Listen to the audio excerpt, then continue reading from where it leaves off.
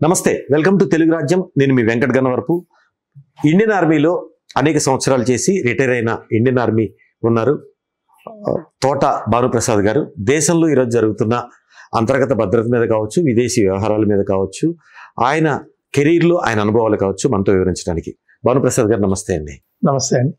భానుప్రసాద్ గారు, మరో విషయం, మీరు ఇండియన్ ఆర్మీలో పనిచేశారు. పనిచేసినప్పుడు చాలా ఆపరేషన్స్లో మీరు భాగమై ఉన్నారు. మీకున్న అనుభవాలు చెప్పండి క్లుప్తంగా. నేను గొప్పగా చెప్పుకోవాలంటే ఆపరేషన్ సర్ప వినాష్. ఏంటి అసలు ఆపరేషన్ సర్ప వినాష్ అంటే? ఆపరేషన్ సర్ప వినాష్ పూంచ్ జిల్లాలో సురన్కోట్ అనే రెవెన్యూ డివిజన్. అది జిల్లా హెడ్ క్వార్టర్ పూంచ్ అయితే సురన్కోట్ ఒక రెవెన్యూ డివిజన్. పూంచ్ సెక్టర్ అంటారు దాన్ని. పూంచ్ ఒక రెవెన్యూ డిస్ట్రిక్ట్. ఆర్మీ దీంట్లో కూడా పూంచ్ సెక్టర్ అనేది ఒక సెక్టర్. ఆ సురన్కోట్ ఆ ఏరియాలో పీర్ పంజాల్ క్షేత్రం అది. ఓకే. హిమాలయ పీర్ పంజాల్ క్షేత్రం అంటారు. పీర్ పంజాల్లో కొన్ని ప్రాంతాలు ఎట్లా ఉన్నాయంటే, మనం సురన్కోట్ టౌన్ నుంచి ఆ పీర్ పంజాల్లోనికి కొన్ని గ్రామాల్లోకి వెళ్ళాలంటే 3 రోజులు నడవాల్సి వస్తుంది. 3 days మనం నడవాలి. అంటే రహదారి లేదు, దారి లేదు, అసలు రోడ్లు లేవు అప్పటికి. మనం నడుచుకుంటూనే వెళ్ళాలి. కొన్ని గ్రామాలు ఒకరోజు నడిస్తే వస్తాయి, కొన్ని గ్రామాలు 2 రోజులు నడిస్తే వస్తాయి. మనం టాప్ ఆఫ్ పీర్ పంజాల్ వెళ్ళాలంటే మాత్రం మినిమం 3 రోజులు నడవాలి. 3 రోజులు నడిస్తే కానీ మనం పీర్ పంజాల్లోకి వెళ్తాం. పీర్ పంజాల్ అవతల కాశ్మీర్ లోయ ఉంటుంది, ఇవతల జమ్మూ రీజన్ ఉంటుంది, పూంచ్ రజౌరి. అయితే హిల్కాకా అనే ప్రాంతంలో టెర్రరిస్టులు పెద్ద ఎత్తున, అంటే పాకిస్తాన్ నుంచి ఇన్ఫిల్ట్రేట్ అయ్యి అక్కడ వచ్చి, ఎందుకంటే చాలా రిమోట్గా ఉంటుంది కాబట్టి అక్కడ గుర్రపు స్వారీలు కూడా చేసేది ఆ టైంలో. 99, 2000 ఆ టైంలో వాళ్ళు గుర్రపు స్వారీలు చేసేది. వాళ్ళకి ఇంకా ఫ్రీ, వాళ్ళు ఒక చిన్న మినీ క్యాంప్ని ఏర్పాటు చేసుకొని, ఎప్పుడైతే టెరిటరీ వాళ్ళది, ఆ టెరిటరీ వాళ్ళది, ఇంకా ఆ హిల్కాకా ఏరియా. అప్పుడు అంటే ఈ గొర్రెల కాపర్లు గుజ్జర్లు అంటారు. గుజ్జర్లు గొర్రెల్ని ఏం చేస్తారంటే సమ్మర్లో కొండలపైకి తీసుకెళ్తారు, వింటర్లో కిందికి వచ్చేస్తారు. ఇది గొర్రెలను. ఇక్కడ గడ్డి ఇక్కడ అయిపోతుంది కింద, పీర్ పంజాల్ పైన గడ్డి ఉంటుంది. ఓకే. ఒక 3 నెలలు 4 నెలలు అక్కడ సమ్మర్లో వీళ్ళు గుజ్జర్లు అంతా వెళ్ళి, అయితే ఈ గుజ్జర్లు వాళ్ళ అరాచకాలని, టెర్రరిస్టులు, పాకిస్తాన్ నుంచి వచ్చిన టెర్రరిస్టుల అరాచకాలని భరించలేక వచ్చి సైన్యానికి మొరబెట్టుకున్నారు. అక్కడ వాళ్ళు మమ్మల్ని హరాస్మెంట్ చేస్తున్నారు, మా ఆడపిల్లల్ని ఖరాబ్ చేస్తున్నారు, మమ్మల్ని, మా ధాన్యం అంతా, మా పిండి మేము ఇక్కడి నుంచి మోసుకెళ్ళే ధాన్యం అంతా లాక్కుంటున్నారు, మా మేకలు కోసుకుంటున్నారు అని చెప్పి వాళ్ళు ఏదైతే సైన్యానికి ఇన్ఫర్మేషన్ ఇచ్చారో దాన్ని బట్టి సైన్యం, స్టేట్ పోలీసు, దీంట్లో ముఖ్యంగా 9 పారా, మన ఇండియన్ ఆర్మీ గ్రేట్ 9 పారా SF స్పెషల్ ఫోర్సెస్ అంతా కలిసి ఆపరేషన్ సర్ప వినాష్ చేసింది. భారత చరిత్రలోనే అతిపెద్ద కౌంటర్ ఇన్సర్జెన్సీ ఆపరేషన్ సర్ప వినాష్.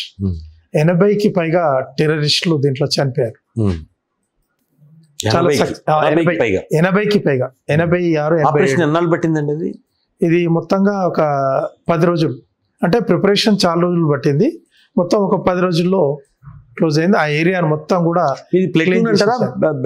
ఎట్లా మీ పారామీటర్స్, దాంట్లో ఎన్ని ప్లేటూన్తోనైనా మీరు పోల్చి? అంటే దీంట్లో అంటే మొత్తం ఆర్మీ ఫార్మేషన్ అంతా లోకల్ రాష్ట్రీయ రైఫిల్స్ ఇన్వాల్వ్ అయ్యి అక్కడ కౌంటర్ ఆపరేషన్స్ కోసం రాష్ట్రీయ రైఫిల్స్ ఏర్పాటు చేశారు. కాబట్టి ఆ రాష్ట్రీయ రైఫిల్స్ ఆధ్వర్యంలో, 9 పారా ఆధ్వర్యంలో state police SOG special operation group వాళ్ళు కూడా ఇన్వాల్వ్ అయ్యి మొత్తం ఈరోజు అదే హిల్కాకాకి రోడ్డు మార్గం ఏర్పడ్డది, చక్కటి అభివృద్ధి జరిగింది.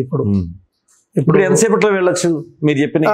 ఇప్పుడు నాకు తెలిసి ఒక 5-6 గంటల్లో వెళ్ళిపోతాం. 3 రోజుల ప్రయాణం, 72 గంటల ప్రయాణాన్ని 5-6 గంటలకి. దాన్ని ఇప్పుడు మొఘల్ రోడ్ అంటారు దాన్ని. మొఘల్ రోడ్ ని ఇప్పుడు మొత్తం క్లియర్ చేసేసారు.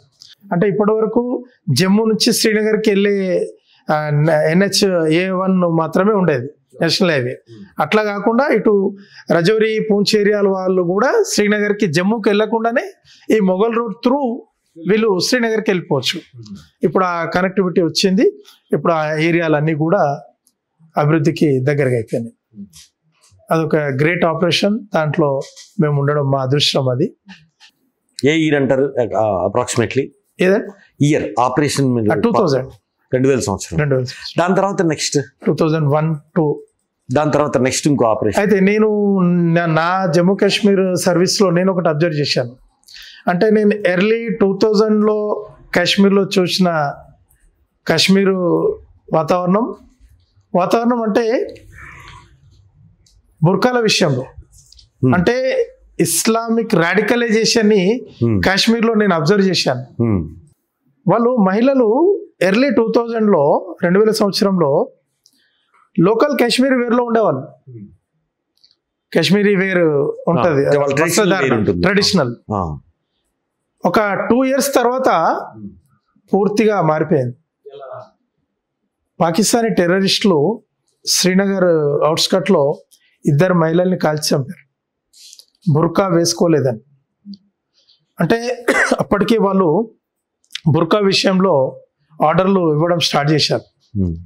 పాకిస్తానీ మిలిటెంట్స్, లష్కర్-e-తోయిబాకి సంబంధించిన వాళ్ళు, మీరు ఖచ్చితంగా నల్లటి బుర్కాను ధరించాలి. మీరు ఎప్పుడైనా ఐఎస్ఐ తీవ్రవాదులు చూసారా డైరెక్ట్గా? అంటే ఇక చూడడం అంటే చాలా దూరంగా చూడడం, వాళ్ళని కొట్టే ప్రయత్నం చేయడం. అది. థ్యాంక్ యూ అండి భానుప్రసాద్ గారు, అనేక విషయాల మీద మీ అభిప్రాయాలు తెలియజేసినందుకు థ్యాంక్ యూ వెరీ మచ్.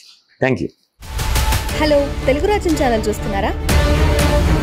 సామాజిక, రాజకీయ, జీవన చిత్రణే తెలుగు రాజ్యం. అతిశయోక్తులు, అసత్యాలు ఉండవు. రాజకీయ కోణం కాదు, ప్రజా కోణమే కొలబద్ద. తెలుగు రాజ్యం వీక్షణ మీ ఉత్తమ అభిరుచికి నిదర్శనం.